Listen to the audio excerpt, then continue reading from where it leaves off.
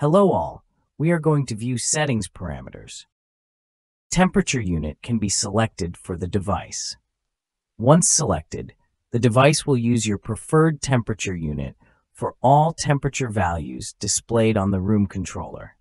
Parameter used to observe that the device and the application are running. When enabled, Send a live beacon object will send selected value with defined time interval.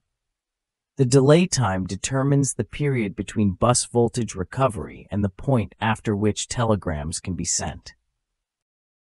Through the proximity sensor, it is possible to keep the room controller in a standby state, reactivate the display automatically only when the user approaches the device. It enables darkness recognition. When activated, darkness switching value object will send selected value when measured brightness decreases below 10 lux. Humidity sensor can be enabled. When enabled, humidity sensor tab will appear in general section. Carbon dioxide sensor can be enabled. When enabled, carbon dioxide sensor tab will appear in general tab.